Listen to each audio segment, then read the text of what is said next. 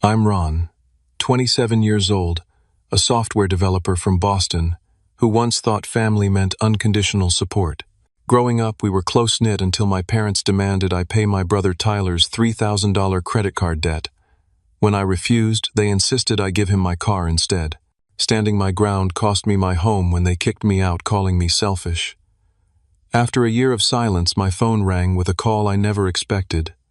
Before I tell you how my life fell apart and what happened when my parents finally called me a year later, let me know where you're watching from in the comments, and subscribe to hear more stories like mine. I grew up in a modest split-level house in suburban Boston, with parents who worked hard but were never quite comfortable financially. My father Martin was a dedicated construction foreman who took pride in never missing a day of work in 30 years. My mother Diane worked part-time as a receptionist at a dental office while maintaining the household with meticulous care. Our family wasn't wealthy, but we always had what we needed, except when it came to treating my brother and me equally. Tyler, my older brother, by 3 years, was always the golden child. Even from my earliest memories, I could see the pattern of favoritism, though I didn't have the words for it then. When Tyler broke Mom's favorite vase playing ball in the house, it was dismissed as boys being boys. When I accidentally spilled juice on the carpet a week later, I was grounded for carelessness. These small inequities built up over the years, creating an unspoken hierarchy in our family dynamics. Tyler had the advantage of charisma. He could charm anyone with his easy smile and quick jokes. Teachers, relatives, even strangers would comment on how personable he was while describing me as the quiet one. What most people outside our family didn't see was how that charm masked a lack of follow-through that defined much of his life. He'd start projects with enthusiasm but abandon them when they required sustained effort. His room was filled with half-finished models, partially read books, and sports equipment for teams he quit mid-season. Meanwhile, I found my identity in reliability and academic achievement. I wasn't trying to compensate for Tyler's shortcomings.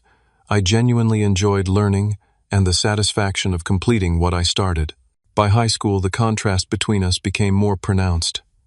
I was on the honor roll editor of the school newspaper and saving money from my weekend job at the local hardware store. Tyler had been held back a year, cycled through multiple friend groups, and had a growing reputation for borrowing money he never repaid.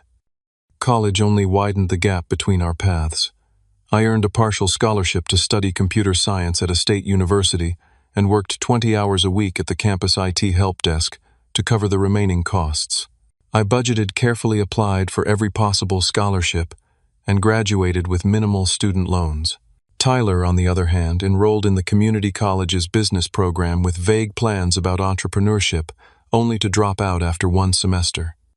He then tried a culinary program, quit after 3 months, and finally attempted a certification in personal training that he never completed. Despite his academic struggles, my parents never seemed to lose faith that Tyler would eventually find his path. "He's still figuring things out," my mother would say defensively whenever relatives inquired about his progress.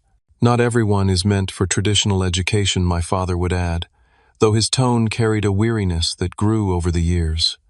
After graduating with my computer science degree, I was fortunate to land a junior developer position at a growing software company in Boston. The pay wasn't extraordinary for the field, but it offered stability and growth potential. Rather than immediately renting an apartment in the expensive Boston market, I made the practical decision to continue living at home for a year or two, contributing $500 monthly toward household expenses, while aggressively saving for a down payment on my own place. Tyler, at 30, had settled into a pattern of jumping between sales jobs that offered more commission potential than stability. He would start each position with enthusiastic predictions about the money he'd make, only to quit when the reality of consistent effort became clear. Between jobs, he'd live at home rent-free with our parents covering his car insurance, phone bill, and often his credit card minimums. The credit cards became a particular source of tension in the household, though it was rarely addressed directly. Tyler had accumulated at least 6 different cards that I knew of each, approaching its limit with purchases. He couldn't justify designer clothes, the latest electronics, weekend trips, with friends and meals at restaurants well beyond his budget. When statements arrived, he'd make promises about getting his finances under control, sometimes making minimum payments from his latest job before the cycle repeated. My parents' enabling behavior grew more pronounced as we entered adulthood. They co-signed for Tyler's car loan when his credit score was too low to qualify on his own.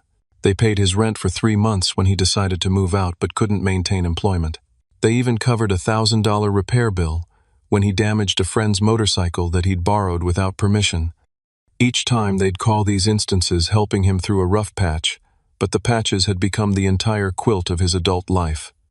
Looking back, I can see how this pattern set the stage for the confrontation that would eventually tear our family apart.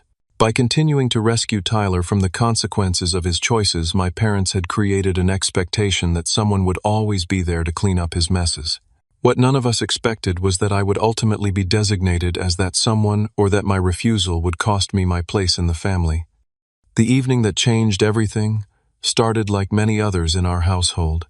It was a Tuesday in April, and my mother had prepared her signature meatloaf with mashed potatoes, comfort food that often preceded uncomfortable conversations in our family. I had noticed my parents exchanging meaningful glances throughout the meal, and Tyler was uncharacteristically quiet, focusing intently on his food rather than dominating the conversation as usual. As my father served himself a second helping, he cleared his throat, another warning sign I'd learned to recognize over the years. "So, Ron," he began, his tone aiming for casual but missing the mark. "Work going well? That promotion still on the horizon?" I nodded, instantly wary. "Should hear about it next month. The project I'm leading is wrapping up on schedule, so I'm optimistic." "That's great," my mother chimed in with too much enthusiasm. "You've always been so responsible with your career and your finances." She emphasized the last word while shooting a quick glance at Tyler, who suddenly became very interested in rearranging his peas. My father took a deep breath. "Speaking of finances, we've got a bit of a situation we need to discuss as a family." He turned toward Tyler. "Do you want to explain, or should I?" Tyler shrugged, still not making eye contact with anyone. "It's not that big a deal. I'm just in a temporary bind with one of my credit cards." My father's expression tightened. $3,000 isn't what I'd call a temporary bind, Tyler. The card is maxed out and they're threatening to send it to collections. A familiar sinking feeling settled in my stomach as I realized where this conversation was heading. My suspicions were confirmed when my mother reached across the table to pat my hand. "Honey, we know you've been doing so well saving for your condo down payment, and we wouldn't ask if there were any other options." I set my fork down carefully. "Are you asking me to pay off Tyler's credit card debt?" The direct question hung in the air for a moment before my father nodded. "Just until he gets back on his feet. He has a promising lead on a sales position with Berkshire Insurance. Commission-based, but his friend Marcus says top performers clear 6 figures annually." Tyler finally looked up, his expression, a practiced blend of contrition and optimism that I'd seen countless times. "I'd pay you back within 3 months, 6 at the most. This opportunity could be the big break I've been waiting for." My mother jumped in before I could respond.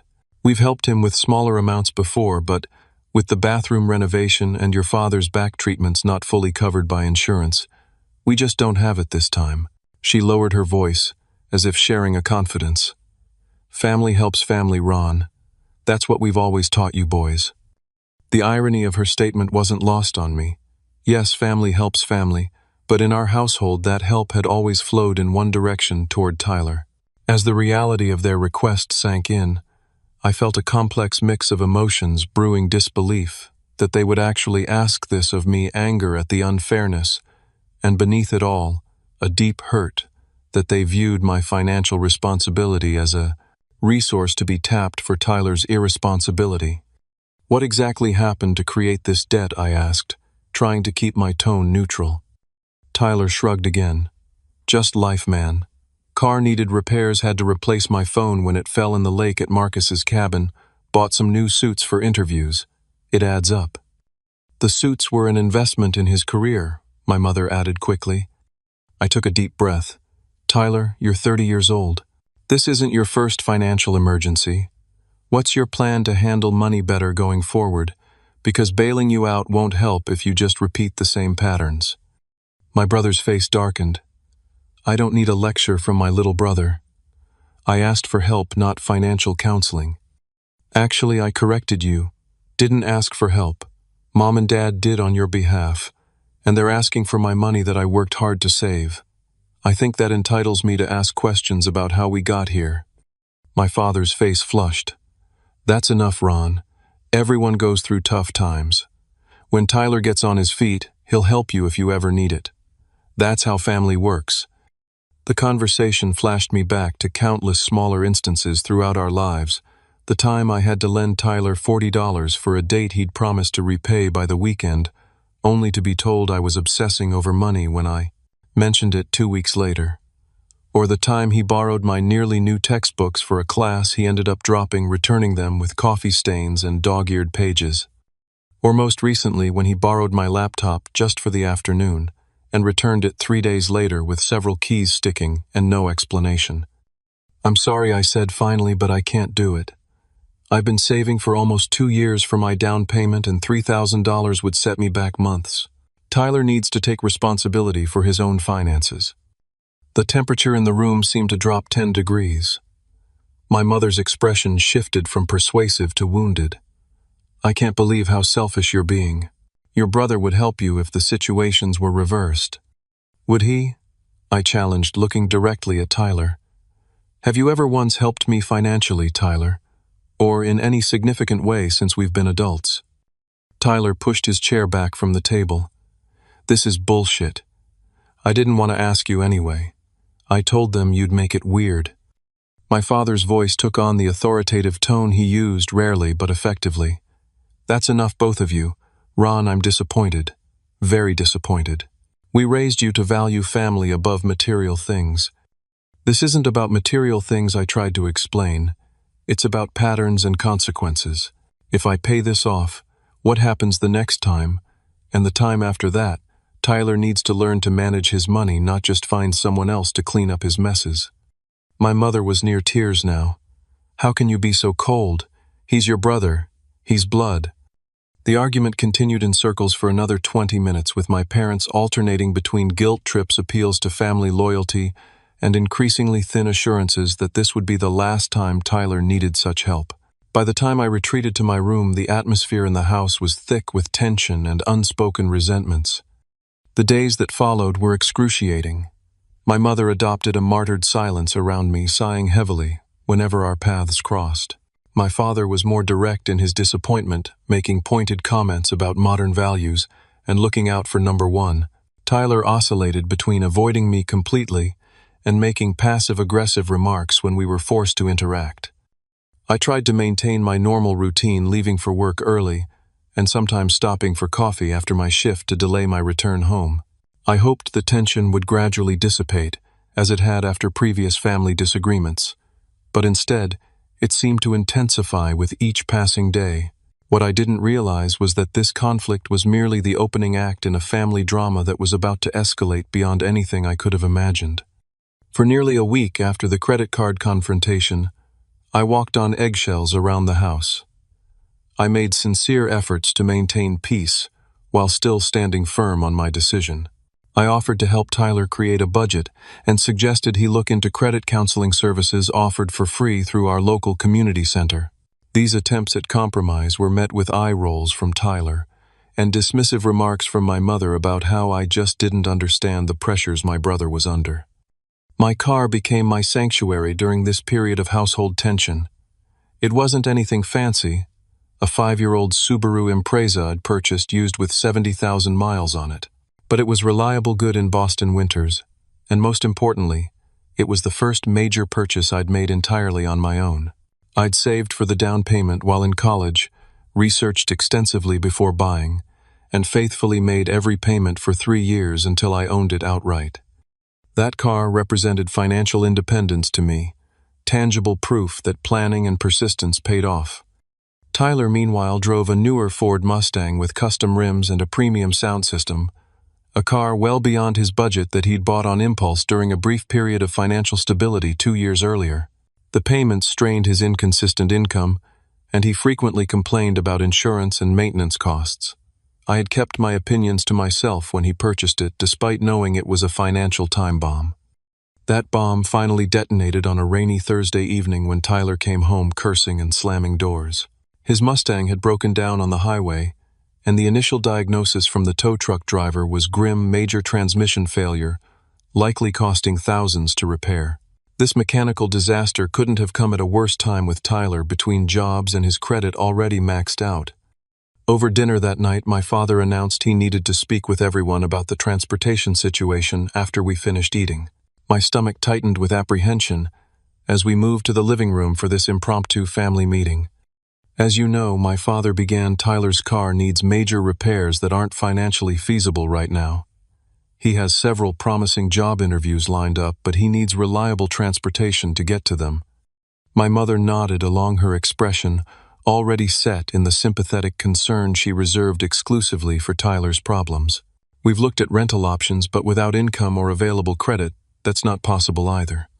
I had a sinking feeling about where this conversation was heading, but I wasn't prepared for how directly they would approach it.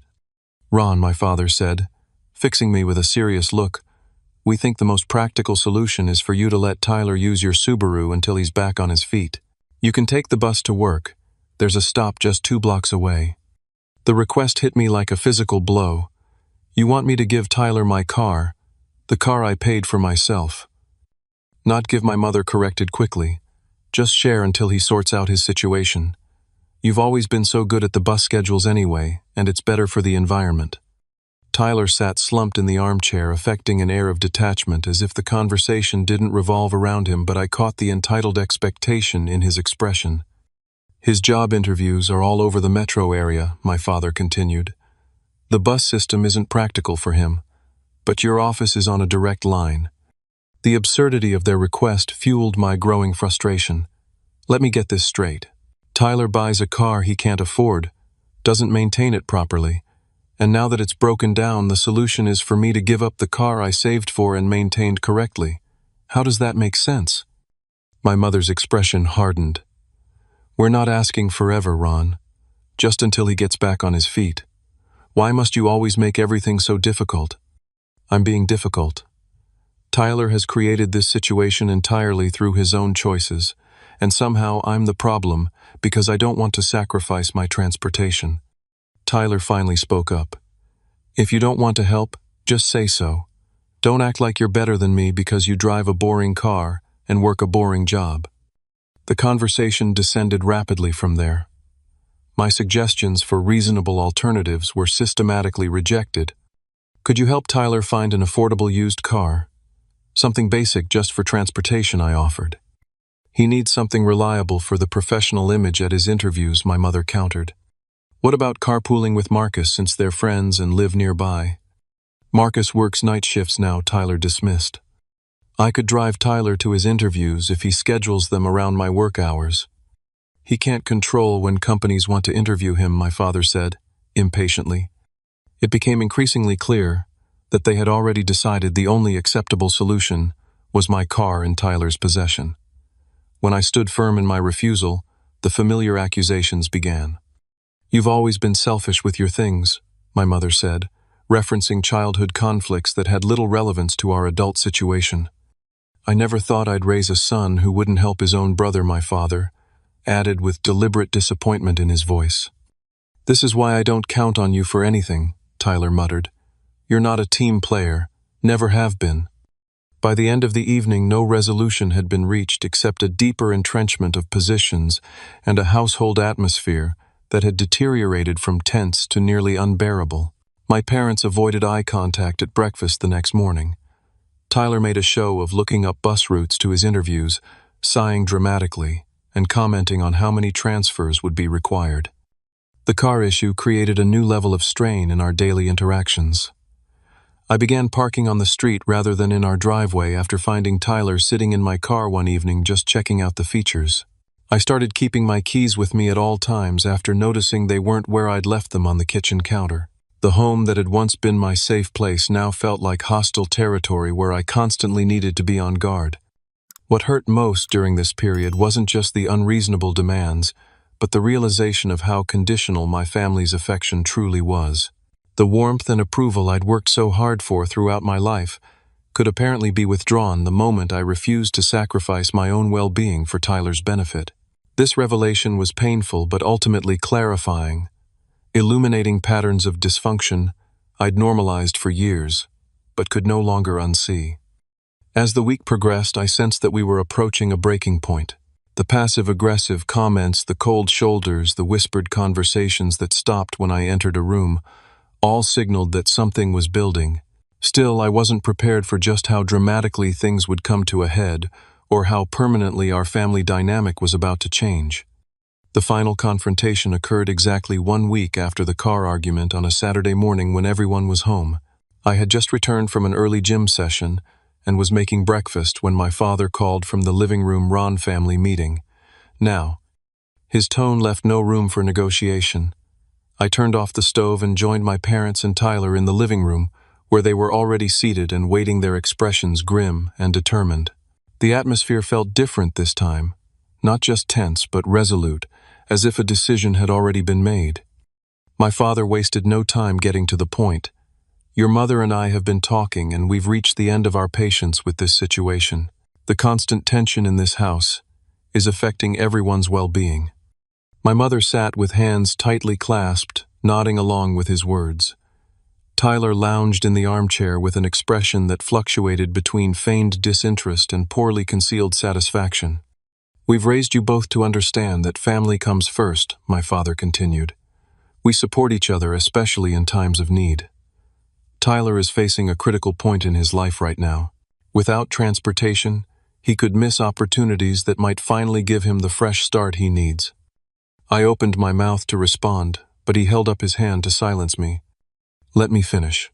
We've thought about this carefully, and we've come to a decision. Either you help your brother in his time of need, whether that's with the credit card debt or by sharing your car, or you need to find somewhere else to live." The ultimatum hung in the air like a physical presence. Despite the mounting tensions of the past weeks, I hadn't imagined it would come to this.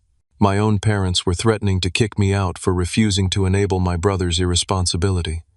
"Are you serious?" I finally managed. "You're choosing Tyler's convenience over having me in your home." My mother's voice quavered with emotion, but her words were firm.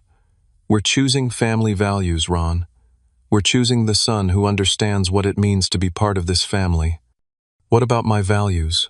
I countered, a new clarity emerging through my shock. "What about my belief that helping someone means encouraging responsibility, not perpetuating dependence? Doesn't that count for anything?" "Don't try to justify selfishness with fancy words," Tyler interjected. "You have the means to help but choose not to. It's that simple." In that moment, something crystallized within me. A recognition of the toxic dynamic I'd been part of for years. I had spent my entire life seeking approval by being the responsible one, the achiever, the son they could count on. But that role only held value when it directly benefited them or solved problems Tyler had created. My success wasn't celebrated. It was merely a resource to be tapped when needed. "I'm not giving Tyler my car," I said, my voice steadier than I felt. "And I'm not paying his credit card bill. Those aren't reasonable requests, and the fact that you're threatening to kick me out for refusing shows just how distorted our family relationship has become." My father stood up, his face flushed with anger. "Then you've made your choice. I want you out by tomorrow evening." Despite anticipating this response, hearing it spoken aloud hit me with unexpected force. "You're actually doing this. You're throwing your son out because he won't give up his car. We're asking you to leave because you've demonstrated you don't share our values," my mother said, tears now streaming down her face. "This isn't just about the car. It's about your unwillingness to help family in need." "This is manipulative, and you know it," I responded, my own emotions threatening to overwhelm me. "Tyler isn't in need. He's in a situation of his own making again. And your solution isn't to help him develop better habits, but to punish me for not cleaning up his mess." "Always the judgment," Tyler muttered. "Always thinking you're better than everyone." I looked at each of them in turn, my father standing rigid with self-righteous anger, my mother weeping but unyielding. and Tyler, whose expression betrayed a satisfaction at seeing me finally face consequences for standing up to the family system. "Fine," I said finally. "If that's your decision, I'll be gone by tomorrow." The reality of what had just happened didn't fully register as I walked upstairs to my room. A strange calm descended as I pulled out my suitcases and began the surreal process of deciding what possessions were essential enough to take and what would have to be left behind. Clothes, laptop, important documents, my professional books and certifications.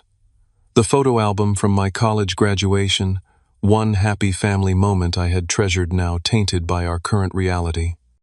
As I packed, no one came to check on me or reconsider the ultimatum. I heard my parents and Tyler talking in low voices downstairs, occasional laughs, punctuating their conversation as if a great tension had been relieved by my impending departure. The casual return to normalcy in their interactions while my life was being uprooted struck me as particularly cruel. By evening, I had filled my car with the essentials and arranged the rest of my belongings neatly in my room. I found my parents in the kitchen and handed them my house key.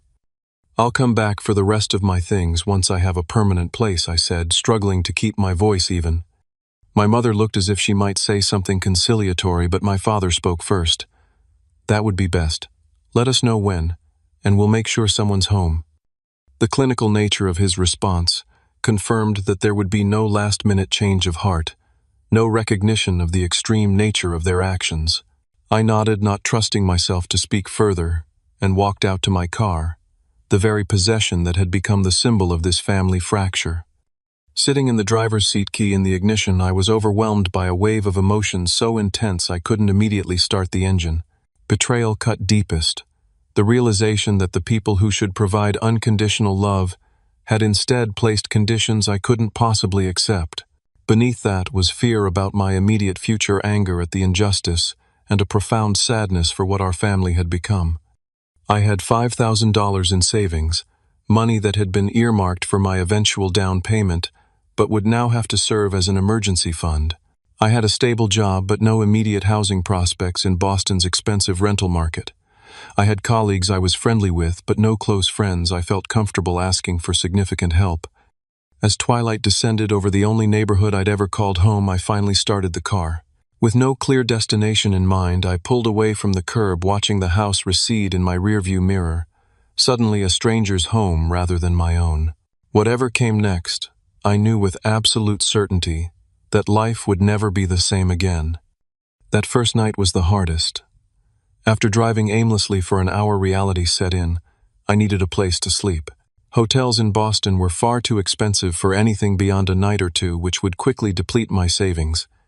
In desperation, I called Justin, a coworker I occasionally had lunch with, and awkwardly explained my situation. "My parents kicked me out over a family disagreement," I said, trying to maintain dignity while asking for help. "I just need somewhere to crash for a night or two until I figure things out." Justin's response surprised me. "Dude, that's rough. My couch is yours for as long as you need it. I'm having a beer with some friends, but I'll text you the address and door code. Make yourself at home." His casual kindness brought me to the verge of tears. I had spent years believing that family was supposed to be your ultimate support system, yet here was someone I barely knew outside of work, offering help without hesitation. Justin's apartment was a small one-bedroom in Somerville, with a living room barely big enough for a sofa, television, and coffee table. But that cramped couch felt like luxury compared to the alternative. That night, staring at an unfamiliar ceiling in the dim glow of streetlights filtering through thin curtains, the full weight of my situation crashed down on me. I had lost my home, my family relationships, and the foundation I had built my life upon, all because I refused to sacrifice my financial stability for my brother's irresponsibility. The next morning I woke early and made coffee, determined not to be a burden on my host. When Justin emerged from his bedroom, I expressed my gratitude and assured him I'd be actively looking for housing. "No rush," he said, pouring himself coffee. "Been there myself a few years back. Parents didn't agree with my career choices. Sometimes family is tough." His matter-of-fact acceptance of my situation without judgment was exactly what I needed. Monday morning brought the challenge of maintaining professionalism at work. while my personal life was in chaos. I set up email alerts for apartment listings during lunch and began the discouraging process of apartment hunting in one of America's most expensive rental markets. Each listing seemed to require impossible combinations: affordable but dangerous neighborhoods, reasonable rent but 2-hour commutes, or decent locations with roommate requirements. I couldn't meet on short notice. By Wednesday, Justin had introduced me to his friend network, who treated me like a longtime acquaintance rather than an imposition. Rachel, a graphic designer in the group, offered particular support. My brother got kicked out for being gay when we were teenagers. She shared quietly during a group dinner. Family rejection is its own special kind of pain. Let me know if you ever need to talk. A week into my couch surfing arrangement, I still hadn't heard a word from my parents or Tyler. No calls, no texts, not even an email to check if I had somewhere to stay. Their silence spoke volumes about the conditional nature of their concern. I fluctuated between hurt anger and a growing determination to build something better for myself. The apartment search continued to be challenging, but after 2 weeks of persistent effort, I found a studio in Brighton that I could almost afford. It was small, barely 400 square feet, but clean, with a functioning kitchenette and its own bathroom. The rent would take nearly half my monthly income, leaving little for savings, but it offered the independence I desperately needed. "You're going to need furniture," Rachel pointed out after I signed the lease. The next day she showed up at Justin's with her SUV. "Thrift store tour. My treat for gas, your treat for lunch." That Saturday became a crash course in budget furnishing. We scoured thrift stores, consignment shops, and even a few curbside finds in gentrifying neighborhoods. By evening, we had secured a futon that doubled as a bed, a wobbly but functional desk, 2 mismatched dining chairs, and assorted kitchen necessities, all for less than $300. Rachel's eye for hidden gems and willingness to haggle had stretched my limited budget further than I thought possible. Moving into my tiny studio was simultaneously depressing and liberating. The space was certainly a step down from my comfortable bedroom in my parents' house, but it was mine, a place where no one could threaten to evict me for maintaining healthy boundaries. Justin, Rachel, and 2 other friends formed an impromptu moving crew, transforming the task into something almost resembling fun, complete with pizza and beers after everything was in place. "Welcome home," Rachel said, raising her bottle in a toast. "It's not much, but it's yours." Those words resonated deeply. Throughout my life, I had followed the prescribed path, studied hard, graduated with honors, secured a stable job, saved responsibly. Yet all of that responsible behavior had still left me vulnerable to family manipulation. This tiny apartment represented the beginning of true independence, not just financially, but emotionally. As weeks turned into months, I developed new routines. My commute was longer, my meals simpler, and my entertainment budget virtually non-existent. But I discovered unexpected benefits to my new circumstances. Without the constant tension of the family home, I slept better. Without the drain of emotional manipulation, I had more energy for my work, which led to increased productivity and positive attention from management. 3 months after being kicked out, I received a performance review with an unexpected promotion and raise. "Your focus and output have been exceptional lately," my supervisor noted. "Whatever changes you've made in your approach, they're working." The irony wasn't lost on me that removing myself from my toxic family environment had actually accelerated my professional growth. The raise wouldn't change my housing situation immediately, but it allowed me to start rebuilding my emergency fund and occasionally join friends for dinner without counting every dollar. Rachel's friendship continued to be a particular bright spot. She introduced me to her broader social circle, invited me to gallery openings and community events, and checked in regularly with thoughtful texts. When I mentioned feeling overwhelmed by processing my family situation, she recommended her therapist, who offered a sliding scale payment option. Dr. Catherine Mills became another cornerstone of my rebuilding process. In her gentle but direct manner, she helped me identify patterns in my family dynamics. I had never fully recognized the parentification that had made me responsible for adult problems from a young age. The golden child divided by scapegoat dynamic between Tyler and me. The emotional manipulation that had made love conditional on compliance. Family systems can be powerful forces, she explained, during one particularly insightful session.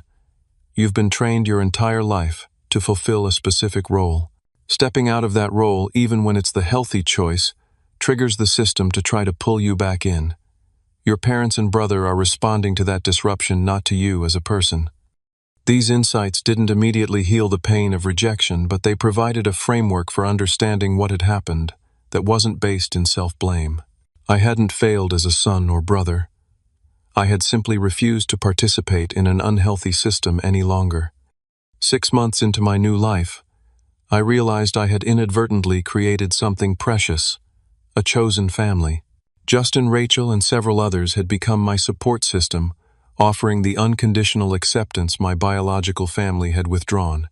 We celebrated birthdays together, helped each other through work crises, and created new traditions like monthly board game nights and weekend hiking trips. During this period of growth, my biological family maintained complete radio silence. No calls on my birthday, no text at Thanksgiving, not even a generic Christmas card. I had expected at least some form of contact, and their complete absence created a grief process all its own. I mourned not just the loss of my actual family relationships, but the loss of what those relationships should have been. The hardest part of family estrangement, Dr. Mills observed, is often letting go of the fantasy of what family should be. You're grieving both the real relationship and the idealized one you deserved but never had. Through therapy and the support of friends, I gradually developed healthier perspectives on my worth and relationships. I learned that boundaries weren't selfish but necessary for genuine connection. I discovered that respect, not sacrifice, was the foundation of meaningful relationships. And most importantly, I realized that my value as a person wasn't determined by my usefulness to others. As the 1-year mark of my departure approached, I had created a life that, while different from what I had planned, contained genuine joy and authenticity. My studio apartment, initially just emergency shelter, had become a true home, with carefully chosen items that reflected my taste. My friend circle had expanded to include people with shared interests and values. My career continued on an upward trajectory, with a second promotion placing me in a junior management position. The growth I had experienced in that challenging year wasn't what I would have chosen, but it had transformed me in ways I came to value deeply. I had discovered resilience I didn't know I possessed, developed relationships based on mutual respect rather than obligation, and built a life that honored my own needs without sacrificing care for others. While the pain of family rejection hadn't completely healed, it no longer defined me or dictated my choices. I had become the author of my own story, rather than a character in someone else's. 6 months after leaving my parents' home, I received an unexpected text from Barbara, my mother's longtime friend, who had been like an aunt to me growing up. Having coffee downtown tomorrow. Would love to see you if you're available. The message surprised me. Barbara had always been close with my mother, and I assumed she'd heard only one side of the family rift. We met at a small cafe near my office. Barbara hugged me warmly, her expression a mixture of affection and concern. "You look good," she said, studying my face. "Different somehow. More. Settled in yourself." Over cappuccinos, she gradually revealed the real purpose behind her outreach. Tyler had lost his job 3 months after I left. Not the promising sales position that had been referenced during our final confrontation, but another stopgap retail position he'd taken when that opportunity fell through. According to Barbara, he had shown up late repeatedly, then called in sick for 3 consecutive shifts when a friend had spare tickets to a music festival. "Your parents are struggling," she admitted cautiously. "They've been helping Tyler with his car payments since he lost his job, and the credit card debt they wanted you to pay, it went to collections anyway. Their credit took a hit when they tried to help him consolidate it with their own cards." I absorbed this information with complicated emotions. Part of me felt a vindication that reality had confirmed my concerns about enabling Tyler. Another part felt genuine sadness for my parents' financial stress. But mostly I felt a strange detachment, like hearing about distant relatives rather than the people who had raised me. "Tyler moved back home about 2 months ago," Barbara continued. "From what your mother says, it's been challenging. He stays out late, sleeps until noon, and gets defensive whenever they ask about his job search. Your father and he had a significant argument last week when your dad suggested he look into trade school programs. I'm sorry they're having a hard time, I said sincerely, but I'm not sure why you're telling me this. Barbara sighed, lines of concern evident around her eyes. Your mother would never admit this, but I think they're beginning to see the pattern more clearly now that you're not there. You were always the buffer, Ron, the responsible one who balanced out the family dynamic. Without you, the problems with Tyler are harder to ignore or explain away. She hesitated before adding, Your mother asked about you last week. Not directly, she's still too proud for that, but she wanted to know if I had heard how you were doing. I think she regrets how things happened, even if she can't say it yet. This revelation stirred unexpected emotions. I had imagined my parents completely unmoved by my absence, continuing to focus exclusively on Tyler's needs. The thought that they might be questioning their decisions gave me pause, but not enough to break my firm boundary against re-engaging with their dysfunction. I appreciate you telling me this, Barbara. I really do. But I'm not in a place where I can get involved in their situation right now. I've finally created some stability for myself. Barbara nodded, understanding, evident in her expression. I'm not suggesting you should rescue them. I just thought you deserved to know. And for what it's worth, I think you made the right choice standing your ground. It was long overdue. In the weeks following our coffee meeting, I processed this new information with Dr. Mills's help. It's natural to feel conflicted, she assured me. You can simultaneously feel concern for their struggles while maintaining the boundaries that protect your well-being. Meanwhile, my personal life continued to evolve in positive directions. My friendship with Rachel had gradually developed into something deeper. We shared similar values around financial responsibility, communication, and mutual support, creating a relationship foundation unlike anything I had experienced before. What I love about us, Rachel said one evening as we cooked dinner in my tiny kitchen, is that we're a team without keeping score. Neither of us is always giving or always taking. There's a balance. Her observation highlighted exactly what had been missing in my family relationships. In my parents' home, Tyler had been perpetually taking while I was expected to give, creating an imbalance that was ultimately unsustainable. With Rachel, I was experiencing for the first time what healthy reciprocity felt like. 9 months after leaving home, I received a second update from Barbara. This time, the news was more concerning. My father had experienced a minor heart attack, stress-related according to his doctors. He was stable and recovering, but the incident had thrown the family into both emotional and financial turmoil.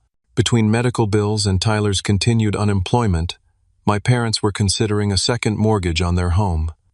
I'm not telling you this to make you feel responsible, Barbara assured me, but I thought you should know about your father's health situation. The news about my father's heart attack shook me more than I expected. Despite everything that had happened, these were still the people who had raised me. After discussing it with Rachel and Dr. Mills, I decided to send a brief email to my mother expressing concern about my father's health and wishing him a good recovery. I kept it simple and direct, offering no openings for discussions about reconciliation or financial assistance. To my surprise, my mother responded within hours with equal restraint. Thank you for your concern. Your father is recovering well and following doctor's orders. I hope you are well too. The absence of manipulation or guilt in her message felt significant, a small but noticeable shift from our previous patterns of communication. As the 1-year anniversary of my departure approached, I found myself reflecting on the dramatic changes in my life. Professionally, I had advanced further than I might have otherwise recently, leading a successful project that had earned recognition from upper management. Personally, my relationship with Rachel had deepened into something I could tentatively call love, though we were both proceeding with appropriate caution. My friendship circle had expanded to include people who appreciated me for who I was, not what I could do for them. Most significantly, my understanding of family had evolved. Family wasn't just blood relation or shared history, it was consistent respect, mutual support, and the freedom to be authentic without fear of rejection. By those measures, the friends who had stood by me through this challenging year were more family than the people who shared my DNA. When Barbara texted me exactly 1 year after I had left home, I was in a fundamentally different place emotionally than the wounded young man who had driven away with his possessions hastily packed in his car. I had created a life built on healthier foundations than the one I had left behind. I had discovered strengths I never knew I possessed, and values I was no longer willing to compromise. "Your mother asked for your phone number," Barbara's message read. "I told her I would check with you first before sharing it. The choice is entirely yours." After careful consideration and consultation with Dr. Mills, I decided to allow Barbara to share my number.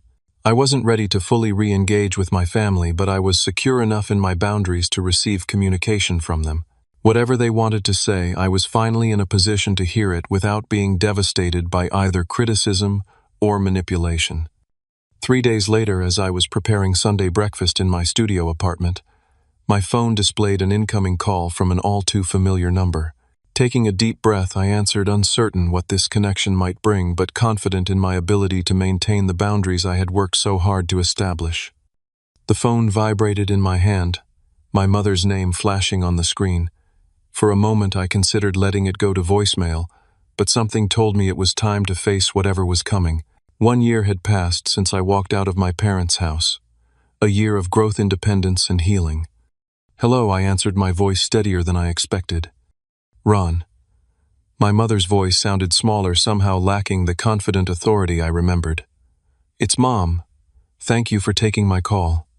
The formal politeness was so unlike her usual communication that it momentarily threw me. "Of course.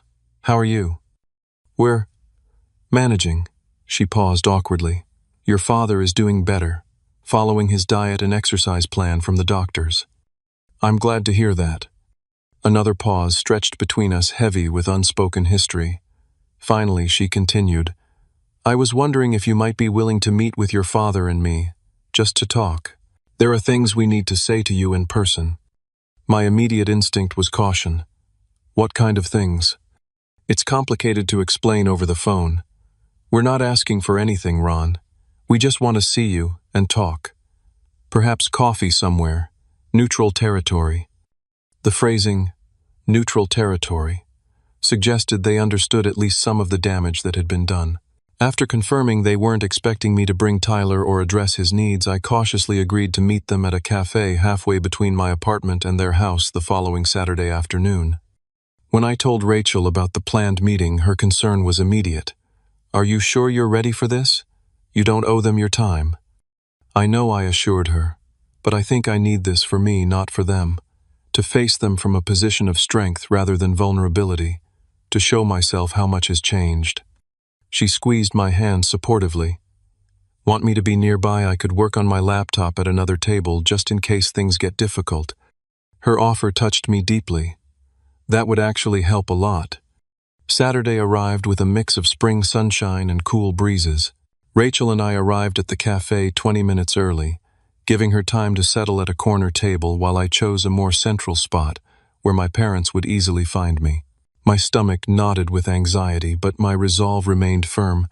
Whatever happened today, I would maintain the boundaries I had worked so hard to establish. When my parents walked through the door, I was struck by how much they had aged in just 1 year. My father looked thinner with new lines etched around his eyes. My mother's hair showed more gray, and her typically perfect posture seemed slightly stooped. They spotted me immediately, but approached with hesitant steps rather than the confident stride I remembered. "Ron," my father said, his voice carrying a warmth I hadn't heard in our final interactions. "Thank you for meeting us." We exchanged awkward greetings before ordering coffee. As we waited for our drinks, my mother nervously rearranged the sugar packets while my father cleared his throat several times. Their discomfort was palpable, so unlike their usual position of parental authority. "How have you been?" my mother finally asked. "You look well." "I am well," I confirmed. "Work is good. I've been promoted twice. I have my own place, small but it's mine. I've made good friends." They nodded with what seemed like genuine interest, asking follow-up questions about my job and apartment. The conversation remained superficial until our coffee arrived, at which point my father set his cup down firmly and met my gaze directly. "Ron, we didn't ask you here for small talk. We owe you an apology. a significant one. Of all the scenarios I had mentally prepared for this, hadn't been among them. I remained silent, giving them space to continue. My mother picked up where he left off. The way we treated you was wrong. Deeply wrong. We've had a year to reflect on our actions, and there's no justification for what we did. What specifically are you apologizing for? I asked carefully. Their answer would tell me whether this was a genuine recognition of harm or merely an attempt to smooth things over. My father sighed heavily. For making Tyler's problems your responsibility. For demanding you sacrifice your financial security to bail him out. For threatening your home when you refused. For actually following through on that threat. He looked down at his hands. For failing you as parents when you needed us to be fair and supportive. What brought about this change in perspective? I kept my tone neutral, neither accepting nor rejecting their apology yet. My mother's eyes glistened with tears. Reality has a way of clarifying things. After you left, Tyler's behavior worsened. Without you I suppose the counterbalance the patterns became impossible to ignore. He lost 3 more jobs, my father added. Borrowed money from friends and didn't repay it. Maxed out another credit card we didn't know about.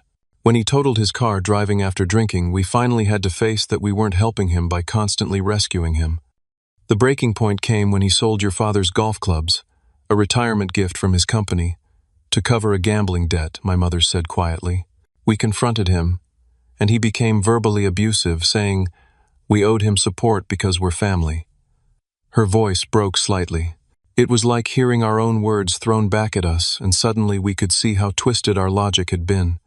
They continued explaining how the year had unfolded, Tyler eventually moving out again to live with a girlfriend, leaving them with unpaid bills he had promised to cover.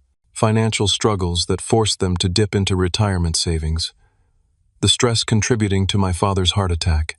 The slow, painful recognition that they had enabled behaviors that harmed not only Tyler but our entire family. We don't expect forgiveness, my father said finally. We don't even expect you to want a relationship with us again. But you deserve to hear directly from us that we were wrong, and we are deeply sorry for the pain we caused you. I sat in silence for a moment, processing their words. The apology seemed genuine, specific, taking responsibility rather than making excuses and without expectations of forgiveness. Still, a year of hurt couldn't be erased in one conversation. I appreciate your apology, I said carefully. It means something that you recognize what happened. But rebuilding trust takes time. If we were to have any relationship going forward, things would need to be fundamentally different. They both nodded in understanding. What would that look like for you? My mother asked. I outlined clear boundaries, no financial entanglements of any kind, respect for my independence and decisions, no pressure to reconcile with Tyler until or unless he demonstrated significant change, and an understanding that any future relationship would be on my terms, developing at my pace. Those sound like reasonable boundaries, my father acknowledged. More than reasonable given what happened. We talked for nearly 2 hours, moving gradually from the painful past toward tentative possibilities for the future. I learned that they had started attending a support group for parents of adult children with addiction and behavioral issues, which had helped them recognize their enabling patterns. They had also begun financial counseling to recover from the damage done to their retirement savings. When we finally prepared to leave, my mother asked hesitantly, would it be possible to meet again, perhaps in a few weeks, just to talk, no pressure for more? I considered the request. I think that would be okay. Small steps. As they stood to leave, my father extended his hand formally, then pulled back. Would a hug be too much to ask? The question held none of the entitlement that had characterized our last interactions. It was a genuine request, offered with the understanding that I had every right to refuse. After a moment's consideration, I nodded and accepted a brief, somewhat awkward embrace from each of them. As they left, Rachel joined me at the table. How do you feel? She asked, taking my hand. Surprisingly okay, I answered truthfully. They seemed genuinely different. Not perfect, but changed in important ways. Do you think you'll rebuild a relationship with them? Maybe. A different one than before. One with proper boundaries and mutual respect. I squeezed her hand. The most important thing I realized sitting there is that I don't need them anymore, not in the desperate way I once did. I have a life I'm proud of, people who value me for who I am. Reconnecting would be a choice, not a necessity. Over the following months, we established a cautious new pattern. Coffee every few weeks became dinner occasionally. I visited their home for the first time at Thanksgiving, bringing Rachel with me, as both emotional support and to introduce an important part of my new life. Tyler remained a complicated factor. He had moved back in with my parents after his relationship ended, still struggling with the same patterns of irresponsibility. My parents were attempting a different approach with him now, offering emotional support while withholding financial bailouts, encouraging therapy and vocational training rather than enabling joblessness. Whether this would lead to meaningful change remained to be seen. My relationship with Tyler himself remained distant. During my occasional visits, our interactions were civil but superficial. The bond of brotherhood had been too severely damaged for easy repair, and unlike my parents, Tyler showed little recognition of his role in what had happened or desire to make amends. I maintained firm boundaries with him, making it clear that any future relationship would depend on his choices and behavior. 6 months after our cafe reconciliation, my life had found a new equilibrium. Rachel and I had moved in together, combining our resources to rent a comfortable one-bedroom apartment. My career continued to advance with responsibilities that challenged and engaged me. The friends who had supported me during my darkest times remained central to my life, creating a chosen family that supplemented my cautiously reconstructed relationship with my parents. The journey from being kicked out to rebuilding on my own terms had taught me lessons I never expected to learn at 27. I discovered the difference between sacrifice and support. One depletes while the other strengthens. I learned that true family, whether biological or chosen, respects boundaries rather than punishing them.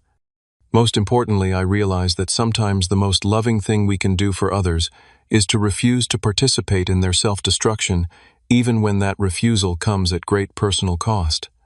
Standing firm on my principles had cost me my home and family temporarily, but ultimately led to something more valuable, a life built on authentic relationships, mutual respect, and the quiet confidence that comes from knowing your own worth. The painful year of separation had transformed all of us in ways that might not have been possible, otherwise creating space for healthier connections than what came before. Looking back on that devastating moment when I drove away from my childhood home with nowhere to go, I never could have imagined that it would lead to where I am now, stronger, more resilient, and surrounded by people who value me for exactly who I am. Sometimes it seems you have to lose what you thought you needed to discover what you truly deserve. Have you ever had to make a difficult choice between maintaining your boundaries and keeping peace with family? I'd love to hear your stories in the comments below. If this resonated with you, please like and subscribe to support more content like this, and share with someone who might need to hear that standing up for yourself can lead to unexpected blessings even when it feels impossible in the present moment. Thank you for listening to my journey. And remember, sometimes the hardest boundaries to set are the ones that ultimately set you free.